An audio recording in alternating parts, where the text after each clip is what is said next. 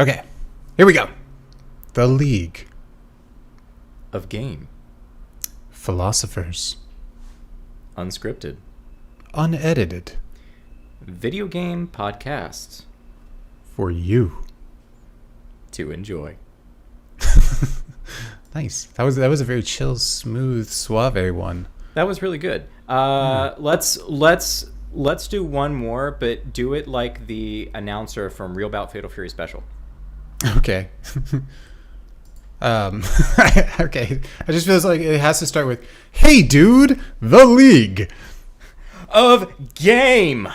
Philosophers. Unscripted. Unedited. Video game podcast. For you. To enjoy. Fight. Yes, fight." And we're live. All right, sweet. So what are we talking about today? We're talking about our how we approach video games and get into brand new games.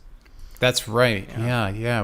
We're laughing a bit, talking about playing Cyber Shadow, but it could really be any game. In particular, I think it's just noticed with platformers, though. And you were talking about how when you first started playing, of course, you're hopping around and jumping high, jumping low, bouncing off of walls and slashing. And if I remember right, Ryan was like, thought maybe you were a little confused. And he was like, "I think you need to go to the right." Yeah. And you're like, no. This is all part of the process. Right. And it just got us thinking about how there's a funny, different way of approaching games after you've been playing them for long enough that when you start playing a new game, you start testing some things out. You might start looking for certain things, and it all just kind of affects the experience going forward. So we thought we'd just talk about what it's like to learn a new game, how we approach games, and what comes to mind. I think a good place to start with this, because we want to do a little bit of chit-chatting of what's going on in the world and what are we playing and things like that. I know you just picked up Monster Hunter Rise. So being a Monster Hunter aficionado who has put, 250 some odd hours into Monster Hunter World? Oh, I think I've hit 500 at this point. Okay. So you put a lot of time into Monster Hunter World. So approaching Monster Hunter Rise, I'm sure, is not like approaching a brand new game. But there's probably still some things. So maybe start off talking a little bit about Monster Hunter Rise, your approach, and what's going on with that. Is it worth playing on the Switch, or should I wait for the PC version because I'm a fidelity whore?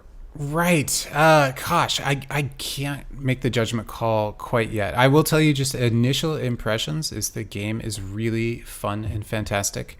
It's got good reviews. Yeah. Really good reviews. Haven't looked into them too much. I kind of knew I was already in hook, line, and sinker. But goodness, the first thing that really jumps out is it's basically like Monster Hunter with an Okami like paint job kind of look.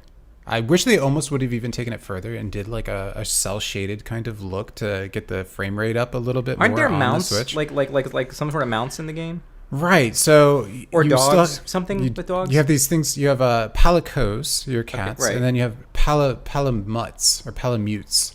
And those are the dogs. So you basically have this dog that you can hop on at any time. And what it really is an evolution of what they introduced in Iceborne, which were mounts-ish that they added for each area. You could unlock them, and it would be a local creature that you could then tame. And how it really worked was kind of like a heat-seeking missile. It would get the monster scent, and it would immediately fly you there.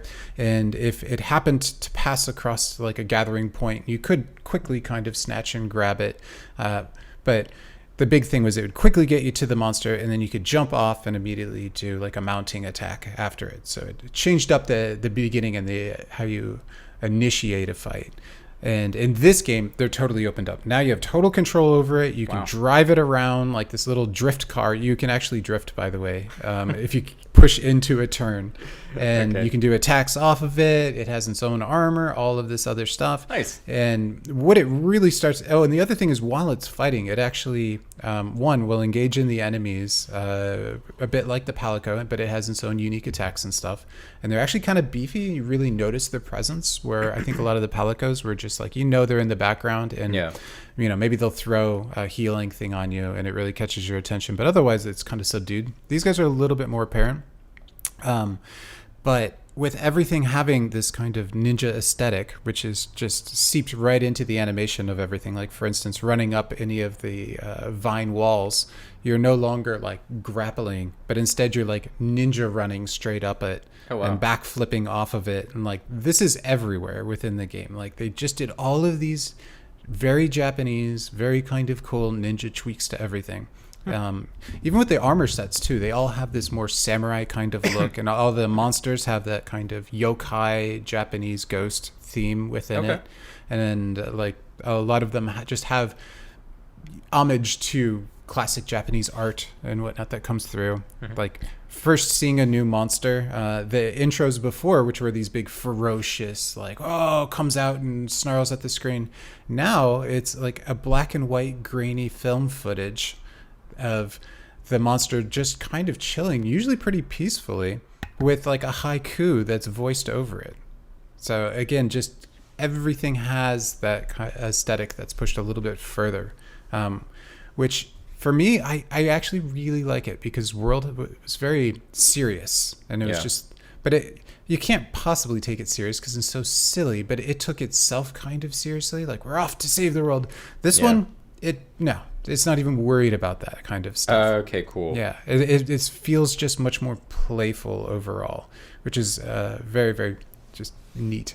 I think it's really refreshing. I've only played through, maybe just a couple hours so far. I'm definitely going to dive in later today. But yeah, that it's interesting too as a more veteran player at this point, because there's a lot of like nice little quality of life changes that are in there, and of course I'm just testing things out and whatnot. But yeah, overall, so far, totally into it. Here's my hesitation for you though. It looks great playing it in the portable version. It looks really, really good. And then you put it up on the big screen and you start to see all of the little graphical trickery that they used. Like, for instance, if there's like shading on somebody's neck, where a shadow would overcast, instead of fully rendering the shadow, there's just this mesh of like kind of screen door effect on things. And when you're playing on this small screen, it looks great. It works perfectly because of the smaller resolution. But when you blow it up, it looks a little cheap. And I keep just imagining this in like 4K, and I feel like it's just going to look a little cheaper. Yeah. The animation will be really nice, but for how they approached it being portable first and foremost, I'm not so sure it's actually going to translate super well. So I don't know. Now, the thing is, though, is that it's potentially not just going to be a PC port. Like, they might up all of the textures and clean all that up and really bring it over with some polish. Because if you remember right, World, I don't know, maybe 6 months after released like a high resolution texture pack. Right, it got a 4K texture pack, and even got NVIDIA DLSS enhancements and stuff like that. I mean, they really went all out. Right. So here's hoping, they've already put the work into that. And it feels very much like the same engine, even though it's actually now the new Resident Evil engine. So as long as they continue in that direction, maybe it actually will really shine on the PC. We'll see. It's still a good year off. From my money already, though, I think I'm probably just going to play through the main game, and I'll get my $60 worth, and then I'll probably kind of chill on it. And when the PC version comes out, it probably will come out along with some sort of expansion right around then. The timing is probably just about right. So I'll probably be down for double dipping on it. I just enjoyed this game so much. Yeah. How about you, man? Oh, geez. Let's see. What have I been playing? So hopefully my graphics card will be back this week. Oh, yeah. Hopefully. I can't believe they secured another 3090 to send me, but it is what it is. So for those of you that don't know, 2 weeks ago, my graphics card decided it was going to crap out on my brand new PC, a brand new 3090, RTX 3090. And, that's such a bummer. Yeah. And so I've been running a GS 1030. Oh my! How many triangles does that push? Like 5? Yeah. Which, I mean, still, like, it's still probably more powerful than a Switch, really. Totally. Yeah. But still at the end of the day, going from a 20, 24, 25 teraflop monster to a couple teraflops maybe. If you're lucky, whatever that thing is. So I can't really run anything other than some like emulators, but I can't even run 3D emulators right now because of course I'm going to want to push it to 4K and I can't. Yeah. So I really just have that card in there to allow me to run my desktop at 4K 60 frames per second. Because the crappy Intel integrated thing will not even do that. It caps out at 1440p at 60. Huh. Well, that's dumb. So, yeah. Anyway, so I don't know. But so I haven't been playing a lot there. But I have been playing, I think I mentioned this to you the other day when we were chatting, but I've been playing a lot of Chrono Trigger. Oh, yeah. I just kind of dipped back into that, and I'm probably about 15 hours in at this point. I got past that first fight with Magus, and unleashes Lavos, and now I'm chasing Lavos down through the prehistoric past. Yeah. So, and this is one of those games, kind of like Final Fantasy VI. I know it like the back of my hand. Yeah. And it's so much fun just to sit down. Probably about once every like 5 to 7 years, I'll sit down and just play it through. And it's always fun. I always get better every time I do it. It's not something I'm going to sit down and play like more than once a year, once every 2 years or something like that. But it's such a fun, brisk story, and the story's so good. But man, God, the music always gets me. I've been listening to Chrono Trigger music all week too. It just I'm totally in this like really nostalgic mood for Chrono Trigger, and it's like perfect right now because I don't have a whole lot else of those big meaty games. Of course I'm always playing a bunch of arcade shit. The Neo Geo game that's been at the top of my list recently is that Zed-Blade shooter that I sent you the other day. I played a bit of that. I've still been playing that. I just kind of completely blipped off my radar, in the last 20 years. And it got on my radar about a year ago, and I've just been kind of like looking for it. But then when I finally got back into getting not a whole lot, but a few MVS games to run in a cab, that's when I finally picked up a copy because it never had an AES release. Yeah. And I could never find a conversion that I wanted to pay for, so I was like, meh. So I've just got an MVS card. But anyway, yeah, it's great. The only downside about playing any shooter, which I only have shooters on MVS, but the only downside to that is that usually by about stage 3, 4, I'm like doing good. I'm like really focused. And then my cat decides he's going to come downstairs, and he knows he's not going to jump on my lap on my stool that I'm sitting on in front of my cabinet because it's too high for him. But he just sits there and he stares at you. And he stares. And he stares. And he stares until you pay attention to him. He stares until you pay attention to him. And then once I pay attention to him, my concentration's completely broken. My game goes to shit. And I can't pause it. And so I usually like lock off the basement before I sit down and play a shooter on my cab. That way my cat doesn't come down and bother me. That is a first. I've never heard of anybody having to lock off their room essentially to game free without the persistent gaze and judgment of their cat. Oh my God, it's fucking maddening in the moment when you think about it. It's really hysterical. So yeah, it's kind of cute. Yeah. Anyway, so and you've also been playing what's the board called? The PGM. Yeah, I got a Poly Game Master. Yeah, which. Funny story, because I've done a couple posts on Instagram about it, and every time I go to type in Poly Game Master, you get a bunch of polyamorous stuff. Auto text always puts in polyamory, and I've had to go back and fix it like 7 times, and I'm glad I proofread stuff because man, yeah, Google's gonna start trying to sell you some new stuff. Yeah.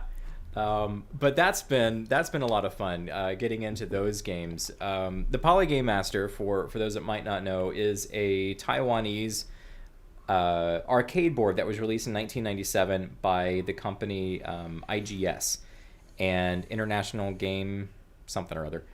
And it was made primarily to compete with the Neo Geo, and it's very, very similar in its architecture, what it does. It's a little bit faster overall and stuff, but it is a 2D, sprite-based If you saw them side by side, you would just guess it's a different color of the same hardware. Like, very similar looking. Yeah, to one of the short. I think it's the MV1C boards that are like real short, like really all in one for the MVS, and the PGM is just red. It's just red and it looks kind of like off-brand.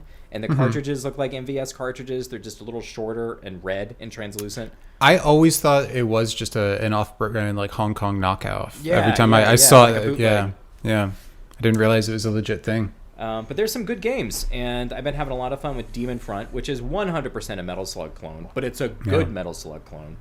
A lot of fun. I've been playing Knights of Valor Superheroes Plus, which is the 4th release of the original Knights of Valor's game that came out in 2004, but there were 4 other Knights of Valor's games, each with at least 2 other variants that came out in between that time. Wow. These are all beat-em-ups, right? These are all beat-em-ups. And they're good beat-em-ups, really good beat-em-ups. Actually, there's a lot of combat options. I would say like it has about the graphic sheen of something like a Sengoku 3 on MVS, but it's actually good. Yeah. It doesn't like Sengoku 3 is really pretty and stuff like that, but it's really to call a beat 'em up repetitive is kind of redundant. Yeah. Because beat 'em up is synonymous with being repetitive. That said, Sengoku 3 had like just 5 basic enemy types and stuff. I mean, it was just kind of dull and boring and slow. So take kind of those really detailed graphics, beautiful animation, things like that, pump it into Knights of Valor, and you have tons of combat options, a lot of different varied locales that you're visiting. You're always on the move. The pace is pretty quick. Like all the stages are about what you would expect out of a beat 'em up. They're not too long. They're not too short. It's just a really well balanced, really nice, really pretty game. The sprites are beautiful. Yeah. It is really funny though because I play so many Japanese games that China is the target market for the PGM, so all the voices are in Mandarin. Oh, interesting. And so going from listening to Japanese in a lot of these games to hearing Mandarin, I'm like, what is this world? Yeah, it must sound so strange. Yeah. Does it have some good kind of English in there, or is it all? No, all the English is actually really good. Is it? Yeah. Interesting. Yeah. Believe it or not, much better than SNK. Yeah. Speaking of, I just bought this new mic arm, right? Yeah. And this $10 one. Let me just read you the instructions off of the back real quick. This won't take long. Okay, it begins with warm prompt. That's like the attention. Warm prompt. Generally, the default pull positioning button is setting in screw hole with primary requirement. If you need to enhance the load bearing of suspension arm stand, you can lock the pull positioning button to different screw holes so that you can enhance the stretch strength of the outer strength. Then you get the effect. That's it. Those are the entire instructions on how to put it together and how to adjust it. Each step includes a little illustration, but it just reads like, I don't know, some sort of strange engineer love letter that's been translated a few times over. I'm going to play some pole position now. Yeah. Give me 2 seconds here. Yeah, sure.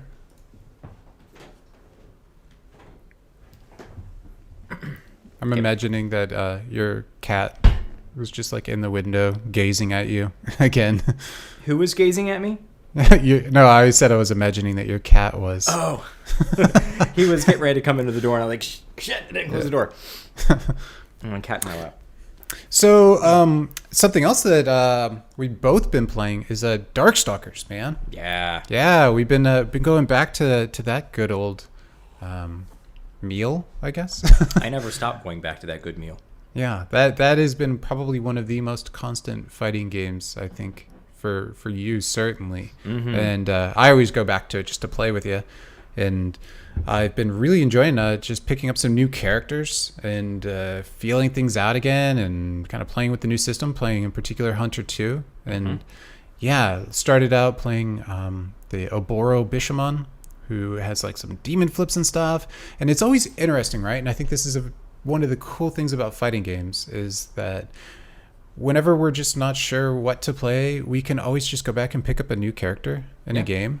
And here's a game that we've been playing for years, a series for decades, and I'm still able to go back, pick up a new character, and find real, genuine, new depth, new freshness, and even a new little perk of passion and hype for the game, where all of a sudden I want to go into the training mode and try new things out. And I kind of theory craft all of this, and then I try to put it to the test by playing against some of your more tried and true characters, which is usually devastating for me. I usually lose like 15-0, but it gives me an idea of like, how does this work and so forth. So yeah, been enjoying going back and playing that. Definitely want to play some more Pyron. It's funny, again, I started with Bishamon, and then after actually trying him against you, I'm like, this doesn't work like how I thought it would. Yeah. But then was able to just try a new kit and a different character and be like, okay, now I'm starting to see something else here. And again, that's one of the things that I think people kind of miss about fighting games. They don't understand that they are just these toolkits. I don't mean to be over like hyperbolic about it, but like it really is just kind of a set of creative tools. It's your brushes and your paints, and there's limitations to keep it interesting, but otherwise you get to just kind of explore and do whatever you want. That is a lot of fun. So yeah, looking forward to more of that. You know, something I was thinking about when I was playing, I was playing a couple days ago by myself, and I was like, what is this move called? I don't even fucking know. And it dawned on me that I look at fighting game movesets, and I mentioned this in our last episode. I look at fighting games as, you know, just a set of mechanics that I need to master, and each character has their own tool set, and they're just this bag of mechanics I need to figure out. And so even though I get really into the characters and the lore and the overall plot and stories of some fighting games that have decent ones or ones you can actually follow, while I get really into that, I've never cared to actually learn the actual special move names. Like, everyone knows what a Hadouken or a Hurricane Kick or a Dragon Punch, because those are synonymous even outside of Street Fighter. When you're trying to describe a character, do they have a Dragon Punch? Do they have a Hadouken? Do they have, you know? But all like the nuanced names, I know things by, Tailbane has a quarter circle forward punch, and he's got a half circle back and kick, command grab. I don't know the names of those things. And so I'll be talking to some people sometimes, and they'll throw out the special move names. I'm like, the fuck are you talking about? And so they look at me like I have 10 heads, like, oh, this guy doesn't actually know what he's talking about. No, I just don't spend my time learning Shakawaku Laku Faku when I can just say, oh, his quarter circle back. You know, something like that. I know fighting game special moves by the mechanics, not by the actual names of the moves. And especially Darkstalkers, Darkstalkers too. Like, it gets pretty out there with its move names, you know, Demon Cradle and Midnight Embrace or whatever else. Right, Midnight Pleasure and Midnight Bliss. Yeah. Right. They just sound like romance novels. Like the same thing. Right. Exactly. Yeah. And the other thing, too, is I have a feeling, I don't know if I'm correct here, but the move names are probably more steady in the Japanese releases. And I feel like the US ones are, probably just odd translations that maybe aren't always thought through for just a number of fighting games out there.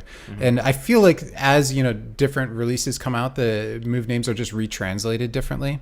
Yeah. So you can't even always rely on it to, you know, be 1,000 punches versus rondo punches or versus, you know, needle punches or something. Right. And that's the other thing too, is if you play a lot of fighting games, you just get used to even kind of mapping them in your head with these generic kind of names, we'll say. But yeah. So, I don't know. That was my fighting game thought for the week. So there you go. Yeah. So let's chat about how we get into new games. Yeah. How we're approaching things. I think it's we've already established that one we're old. We're both pushing 40. We'll be 40 this year. Level 40, as you said said once, which I liked. Yeah. We'll be. I think both of us have probably been playing games. I mean, I've been playing video games since I was 2-3 years old. So, I mean, we've been playing games for a very, very long time. Yeah, it never stopped. Right. We've not just grown up with video games. Video games have grown up with us. Yeah. And we've seen the industry transition. We've seen people's taste transition. We've seen the boom and the demise of the arcade industry firsthand. We were a part of it. You know, a lot of really neat historical significance in the video game industry that we've been a part of. And I think one thing that I enjoy doing is having a brand new experience, of course. But I mean, there's that verse in the Bible in Ecclesiastes that says something about there's nothing new under the sun. And when it comes to video games, there really isn't. We've seen all these mechanics before. We've seen the beginnings of a lot of the mechanics that are really popular now and things like that. So when a new game comes out, there's really not a whole lot that we haven't experienced that's going to wow us. So a lot of my input into new games that come out, Cyber Shadow, for example, we were talking about that. So that's a really easy example. I am a master platform game player. I'll own that.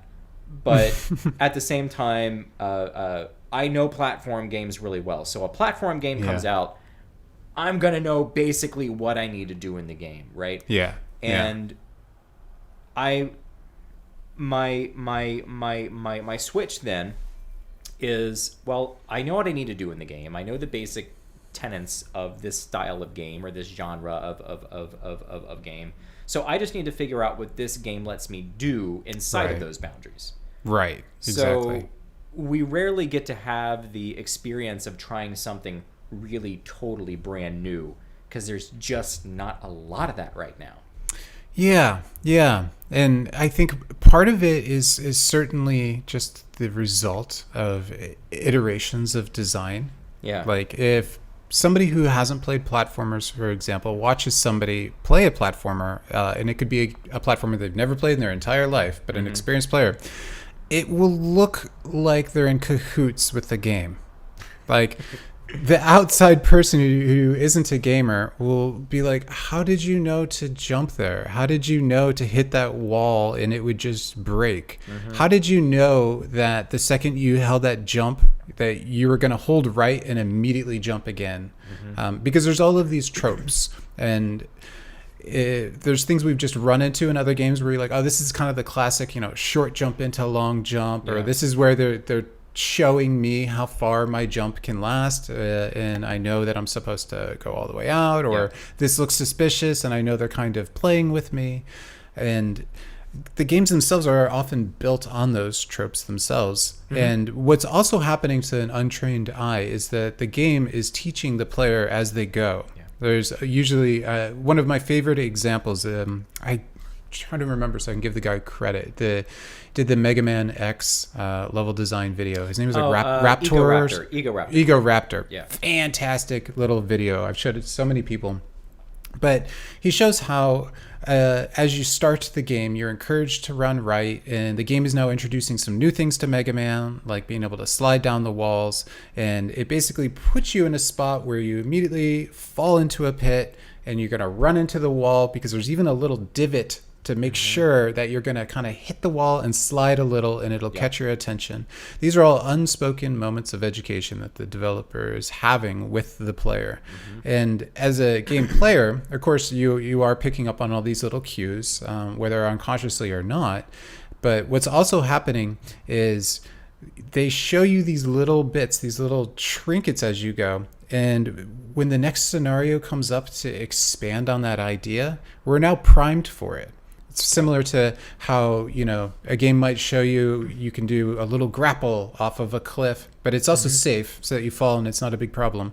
And then later in the level, you'll have a more dangerous grappling kind of moment. And as a player, you're like, oh, I need to go for this. This is not a dilly-dally moment where I'm going to half grapple and just kind of see how it works. We know the game developer now wants us to go now that we've been prepped with that knowledge. And if you're not playing these games, that might all just go right over your head, and again, it just looks like you've already played the game, But it's not. It's the fact that you've played all of the games that these iterations are based on. You know, you were part of the evolution, experiencing those nodes of DNA as they led up to this particular game, which is especially apparent in these new retro games that are coming out, because they are very much in line with that, even paying tribute down to those kind of design developer kind of decisions. One of the things that always gets me is when someone sees me play a game for the first time. One, they're always taken aback of, oh, well, how do you know to do that? Well, like you said, it's all this iteration, right? Yeah. But when I pass the controller off and let another person try, they're often intimidated because they see how good I am. So if I'm playing a platform game for the first time, or even something that I'm familiar with, I'll usually let the other person play first. That way they don't feel intimidated by me. But also, something else that I've noticed is that other people, and I used to do this when I was younger too, and I thought it was just me getting older, but I think it really is that iteration of we just know what to expect. Say Mario World 1-1, super easy example. Everyone knows that first Goomba is there to teach you how to jump. Yeah. Right? You're going to run right, and you're going to run into the Goomba. Yep. First time playing if you've never played a platform game before, right? Yep, that's exactly what'll happen. Yep. But even if it's Mega Man and you come up into the first, swarm of enemies, and there's a sure pattern, and I can get through that pattern without getting hit, but somebody who's never played that game before is never going to do that. And when they die or when they get hit, they get so frustrated and embarrassed. Yeah. And I don't have that with video games anymore. I don't get frustrated. Like when I'm playing a really, tight platformer, I get to a boss or I get to a particularly tricky area, and I don't have that anxiety that comes with, oh man, I'm at the boss, I got to do really well. I don't care. I go in and I figure out what works. I'll probably die 2-3 times and have to play through the level 2 or 3 more times to get a somewhat of a pattern down. Sometimes I can figure out a pattern really, really quick, and that first life. Speaking about Cyber Shadow again. I felt the levels were extraneously hard towards the end, but the bosses, except for the last boss, but all the bosses were kind of pushovers. And I figured them out all in one life. I didn't have a problem with the bosses at all. It's all of my lives got spent because of all the experimentation I did to see how far I could push the boundaries of the game engine. Yeah. Which is a very different way to approach games, which makes people, like you said earlier, alluding to my partner Ryan, when he watches me play a game, he'll sit there and he'll be like, well, if you do this, you can do this. I see that. and it's so hard for me not to be condescending. So I usually don't say anything. I'll be like, oh, okay, thanks. And I'll just usually do it just to appease him, because I'm making him so anxious watching me. Because he's not in my head, and I'm sitting there like, well, yeah, I can do that, but can I maybe bounce off of this enemy or do this attack thing that gets me this sort of momentum so I can do this other thing? Or oftentimes, because Castlevania taught me to slash at every single wall and every platformer to find meat. Yeah. I don't know why I slash at a wall to find meat, but you do. You do. Everybody knows you do. Right, yeah. And more modern games have all these tiny, not super noticeable, but tiny little visual cues on the walls to let you know where those points are. And so I'll see something like that, which somebody that doesn't have that iterative experience doesn't see. Shovel Knight has very telltale little nodules and things in almost every single wall that you can break away. Not all of them, but probably 90% of them. But I know what to look for, and I noticed those irregularities in the wall the very first time I played Shovel Knight. 7 years ago now. That's an old game. But yeah, people don't see those things. So it's really all about what I can do to push the boundaries of the systems that I'm navigating in. Right, and I think that's interesting because that's a different way to play the game, and it's a little bit more than just being fascinated with the game design, or even trying to be efficient. I would say that it's probably has parts of both of that. But what I think is especially interesting is to go back to something you said earlier, and that's that when most people are playing games, there's a sense of kind of anxiety, there's maybe a little bit of nervousness, and their thinking is probably just pure survival. I just want to get through this, and hopefully it's fun and engaging, and I don't get too frustrated, and hopefully nobody's watching, and I don't get self-conscious at the same time. And I think after playing them for so long, you've probably gone through those feelings, 20 years ago, and played so many games that like it's just not even a thing anymore. There's no like performance anxiety about playing the game. And what's interesting though is that the mindset starts to change when you're no longer worried about your own anxiety, your own feelings, your emotions about it. It frees you up to be more inquisitive. And I feel like this is kind of the difference of, perhaps to create an analogy, would be somebody who's just enjoying sushi for the very first time, and they're like, oh, this is so strange and neat. And that experience is 100% legit and valuable in itself. And somebody else who is more of a connoisseur, they're, yes, into the flavor, but every bite they take is probably inquisitive in that they're curious on how they approached the use of vinegar in rice wine. They're curious about where the fish came from, the history of the restaurant, the philosophy of the restaurant, and how it all carries through the food, the experience, the plating. All of a sudden, there's all these other things that to somebody who's never had sushi before is just not even on their mind. And I would make the argument that that all adds more to the game, that's almost the best way to play a game, is to take on this more inquisitive, interesting, curious kind of mindset that is hopefully wide enough in scope to pick up on all of the aspects that go into the game, and also to hopefully quickly let go of some of your anxiety and emotions with the game.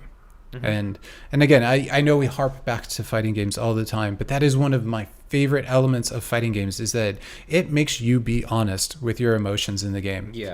I don't care how cool and collected you are, playing a fighting game, if you have that inquisitive mindset, which is also super important in fighting games, they have a way of bringing out a real raw human emotion because they are competitive in nature. And it is just a great arena to exercise that emotional control and to work through some of those problems. And also to find points of like, oh, okay, like I need to take a break. I can't do this for, 6 hours straight and so forth. But and I think it all just kind of comes back to that mindset though of just staying kind of inquisitive and viewing things with hopefully less anxiety and more towards this sense of how does it all work and how can I get through it, because there's a different kind of fun thrillingness that comes with that as well, some of the mechanical mind. I think talking about this makes me think of by the way, friends, Chris and I have a friend whose name is Alex, but his last name is Jankowski, is extremely Polish. Yeah. And so it's very hard to say, and so we always called him Yanko when we were kids. So when I say Yanko, we're talking about our friend Alex. So right, not like the Animaniac. Right, Yakko. Okay. Yakko Warner. Yeah. But yeah, so his girl, he was trying to teach her how to play platformers a few years ago when the first Mario Maker came out on Wii U. And I remember him talking to me about trying to make a level for her to teach her how to play platformers, because she wanted to know. She would see him play and she's like, I want to play these games. And That's cool. and she never really had an opportunity to. So he made what he thought, if I remember the story right, because it's been a few years, but he made what he thought would be a really self-explanatory, easy level for her to traverse through. Kind of almost a Mario 1-1. Sure.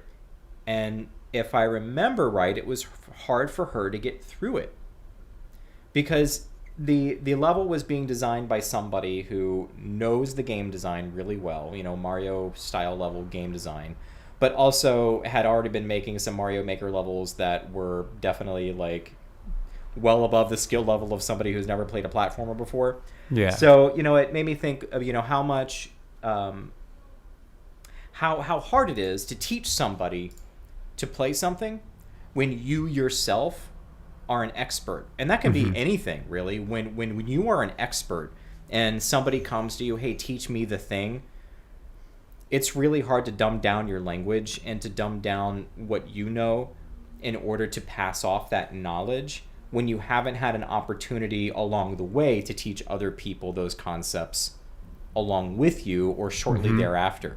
So me being an almost 40-year, video game veteran overall and all this iterative experience we're talking about, I've never really taught anybody how to play a video game. Yeah. And the older I get, the harder I think that would actually be. Even if I were to do it like a person like me that really, I don't understand all aspects of game design, but especially classic 2D game design, I really get what developers should do to teach the player how to play the game, whether you're new or you're experienced, and how to balance that experience out for newer or veteran players. But I mean, that said, I have a hard time. I struggle with teaching people how to look for the same things that I do because they don't have that iterative experience that they need to look for the same things I do. Does that make sense? Yeah, it does. It does. They call that in Zen Buddhism, I can't remember the Japanese word, but it essentially translates to beginner's mind.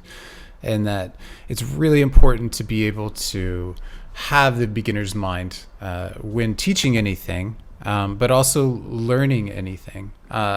And the caveat of that is that it's super hard to cultivate the beginner's mind because you're, a human being that's based on a history of experiences and what we expect.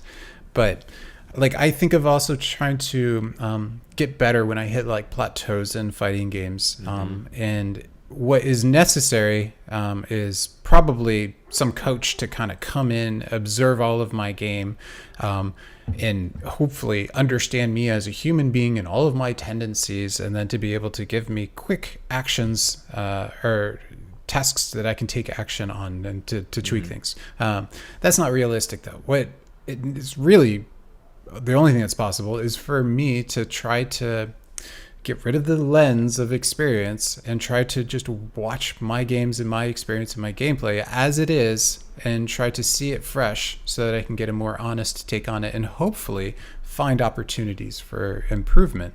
And yeah, that's the hard thing about trying to teach somebody how to get into a particular game, is because we can never actually hold that mindset. It's impossible. The best we can do is try to practice an approximation, and that, with a little bit of empathy and sympathy, we can kind of bridge the gap. But it's just never totally possible to be in that mindset again. That's why I kind of like the idea of beginners playing with beginners, which I think is so important. I remember playing Little Big Planet with my roommate Nick at the time, and he usually would get into playing these adventure games that were mostly single player, and then I played all this competitive stuff, and there wasn't much overlap. And we played Little Big Planet. He really liked the art design and everything, and so we're going to play it co-op, and we kind of made this pact. We were like, okay, nobody play without the other person. Let's go through this whole game together. And he plays a good amount of platformers and stuff as well. But funny enough, man, which is actually probably why this happened, but we got to a spot where we both just really got frustrated because the other person wasn't doing what we wanted them to. And it was like a cooperative kind of moment where one person had to pull something to make a ramp raise or something. But we both got so frustrated as grown-ass adults that we had to stop playing. And then we just never even went back to the game. It turned us off so much that we just never even went back to it. Wow. Yeah. And it's one of those things where it wasn't like a who's right or a who's wrong.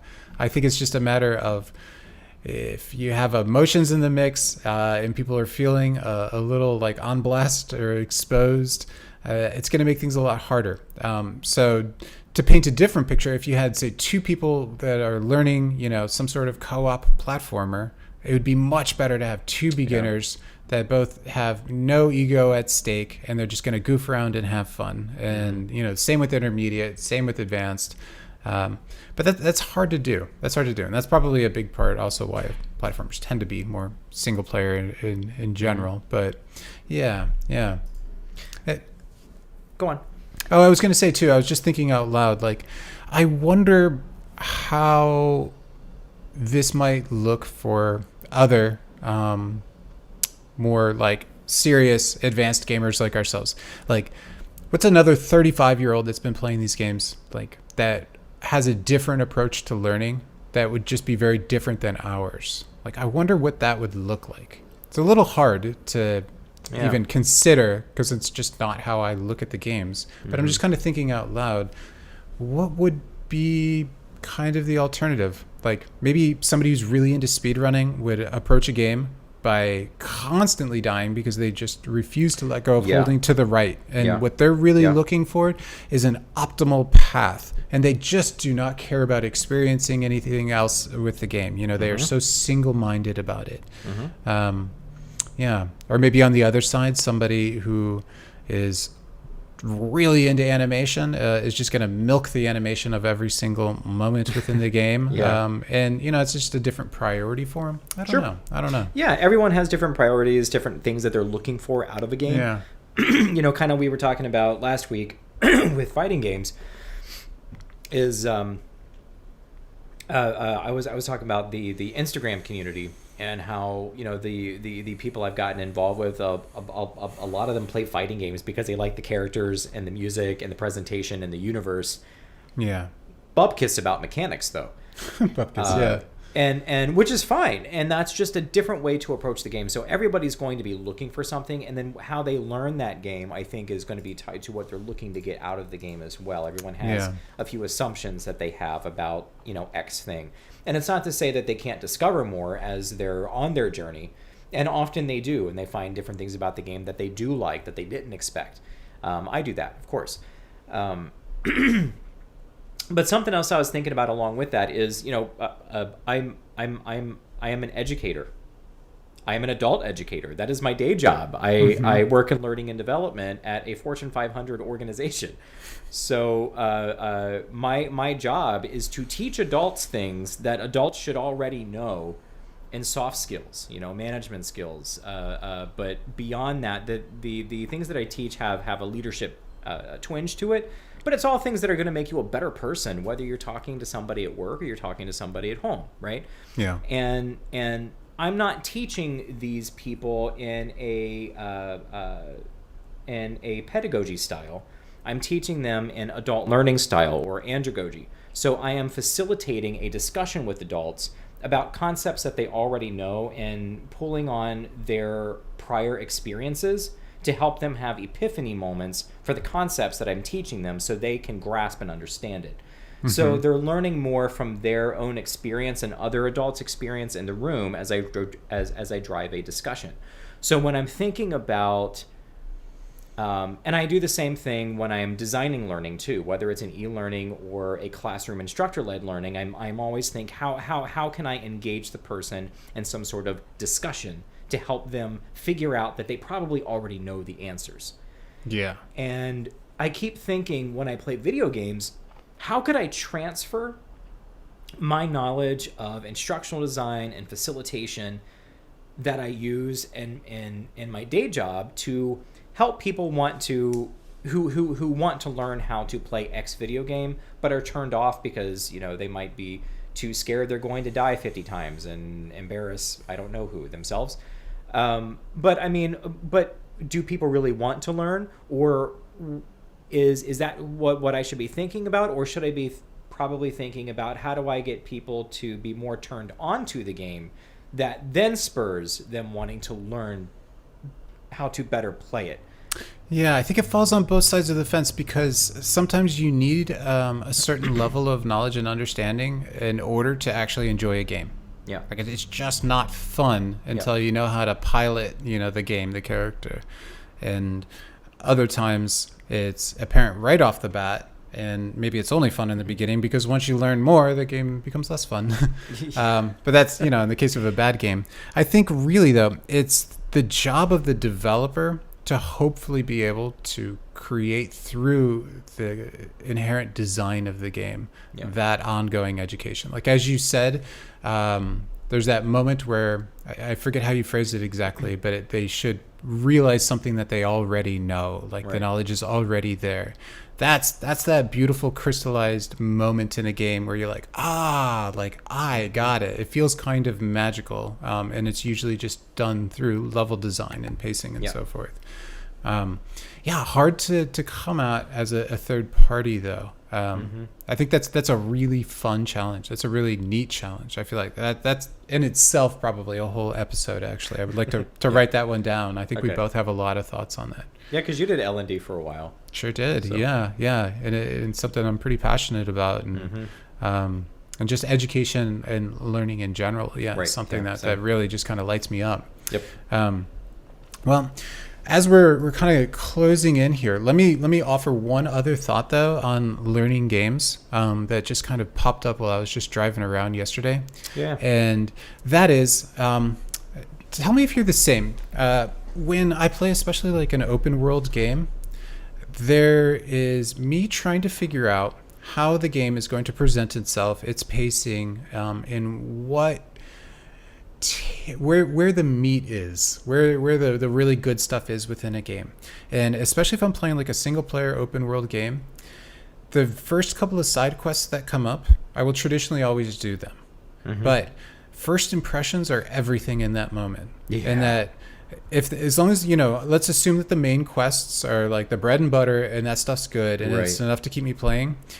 If the first couple of side quests show me that they didn't put work into creating a neat story and dialogue and they're just kind of a little bit of bloat on there, I will probably never play any of the quests after that, or very sparingly at least. Because it feels like I'm kind of going into this like 7-course meal, and I probably don't have the appetite for all 7 courses. So I need to pick and choose a little bit. And that's actually part of what it is for me to learn a new game, is to learn like, what is this game about? How much of this game do I want to play? And I have to go into those experiences with that discerning lens or eye for what is the rest of the game is going to be like. I get that, and my most recent experience with that is revisiting Spider-Man on the PlayStation 5. I was talking a couple episodes, I think, about my time with Miles Morales, and I liked it because it was a much more focused experience than full-blown like Marvel Spider-Man on PS4. But playing it through on PS4 and playing it through on PS5, on PS5 I played Spider-Man Remastered, so the PS5 upgrade to the original game. And I played through the first 12 hours, and I stopped at the exact same point that I stopped when I played it on PS4 Pro 3 years ago. It gets to the point where it's still really cool to be Spider-Man and flip around and everything, and I really love the Marvel Universe, I love the MCU, I love Spider-Man as a character. All those things, like all of that has it for me. But that can't take me as far as every single side mission that I do, and every single mission that I do just feels like rinse and repeat. And when I say that, here's an example. So towards the beginning of the game, you're fighting... I'm not spoiling this for anybody because everybody's played this game so far, except you, actually. Your main villain is Wilson Fisk. And so you have all these construction sites all around Manhattan that you have to go to, and you have to beat his people down. And there's like 5 waves of enemies that get progressively harder, more and more enemies. And while the battle system is really fun, and it's a great way to get some experience and stuff, there's a lot of them, and you do a few of them. And then you get to the next enemy that comes up, and there's all of these little pockets of the same battles that plop up all around town. And then you get to the next set of enemies, or a big enemy, and there's all these little forts, basically, in Ubisoft games or whatever. Same kind of concept. You got to go and you got to clear the fort of all of the peeps. And that's literally 35% of the side quest in Spider-Man. Yeah. It's dull. There's the Black Cat missions where there's like 12 of these things where you get a cool black cat suit if you do all the missions, but you go around and you're like, I gotta point this camera around and try to find a little cat figure. What do I do? You got to do that 12 times. So I mean, there's really no great side missions in the game, and so the only thing that's really pulling you through it is the main story, which is fine, but the bulk of the game are the side missions. Yeah. So if you don't have strong side missions and they start to get repetitive, a jaded gamer like me is only going to play your game for so long. Right. Sorry. Right. Yeah. People that aren't so jaded or, don't play a million games at one time like I do, sure, they're going to get a lot more legs out of this game because there's a million things for them to do, and those are the people that platinum games. I've never been a person to platinum a game because I have too many varied interests and want to play too many games. So I mean that's kind of my own personal thing with it, but at the same time I feel like that's a fair criticism of the game too. Totally is. To me that's what I hear is bloat. I hear artificial lengthening of a game, and that is probably I would say that probably is my number one pet peeve, especially with modern games. It's the equivalent of having like a really good cake with like 3 feet of frosting to get through, and like it ruins the cake, in my opinion. It throws everything off. Unless it's cream cheese frosting, but we won't get into that. Let's save that for the cake episode. But definitely one of my pet peeves. And and that kind of brings us back to learning a game is just as much as it is to figure out the mechanics and how it works as you're going like full tilt on a game. There's also just the surveying element of learning a game where you're like, what kind of game is this? Like how fattening is this game? Like what's this made out of? And how much bloat is there? And how do I feel about it? Which is a whole other kind of skill set that I think we just kind of naturally, everybody kind of does on its own, whether we think too critically about it or not. Right, yeah, everyone has their, I guess, bloat threshold. With like something like The Witcher 3, God, 200 hours later, and I still go on about that game. Every single side quest was interesting. Every single one. I didn't have a bad time with any part of that game. It is now one of my top 5 favorite games of all time. Mm-hmm. And I didn't think I would be able to say that about a game in my adult life. I thought all my favorite games of all time would be the games I'm most nostalgic for. Same, But I played that game when I was 35, 34, 35, and I'm nostalgic for it now at 40.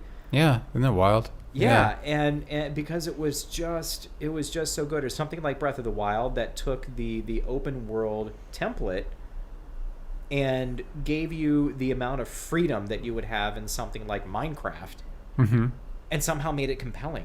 Yeah. For a jaded person like me.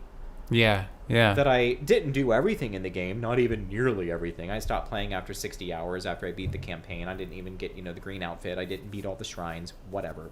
Right. But still, I certainly got my money's worth, and I fucking love the game. I think it's a masterpiece game. Am I ever going to do anything like all the stuff in it? No, never. Not once. Same, yeah. But at the end of the day, I'm glad it's there, and they were able to create a compelling game with a lot of stuff to do for the people that really want to spend 300-400 hours in it. You can. And it's legit. There's plenty of stuff to do in there, but it's also really enjoyable for someone like me that wants to dabble in all those little things. Yeah. And finish the storyline and spend 60 hours, which is still a significant chunk of time. Oh, sure it is. Yeah. And feel like that I've done everything that I would like to do in the game and not feel bad about it. Yeah. Right. Yeah. But man, pick your Assassin's Creed, Spider-Man, anything like that. I'm just like, man, you got the setting, you got the story, you got the characters. You just got to balance out those missions. Yeah. It just feels lopsided. Right. Yep. There's just that lacking of the crafted quality of it, which you can just kind of smell it, It's almost this like little sixth sense of like, it's a little less quality here. We're going to get nasty grams from Insomniac now and Sony. Yeah, I hope so. I'd be flattered. Yeah, me too. Yeah. We have such reach. Yes. Well, my friend, man, before we even know it, I think that's another hour for us. Yeah, we've been going exactly as an hour. I just looked at the duration on my 59 and audition. 57 seconds. Yeah, look at that. Hour on the dot. Wow. This has been a good one. It's nice to just chew on this kind of thought process, and definitely looking forward to the next one. It is, yeah. You know, me being an educator, you having been an educator, and just, you know, both, you know, really lifelong learners. This kind of topic and teaching people how to play video games or how to appreciate video games if they don't, or at least if they're never going to play or never really get into the art of them.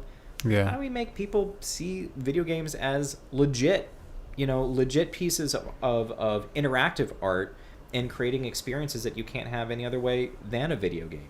Yeah. So, well said. Yeah. I think that's a perfect note to close on. Yeah. So everybody, have a fantastic week. Be awesome. We'll be back in a week and a half ish with our next episode, and we will see you soon. Make sure to tune in. All right. Later, Al. Bye.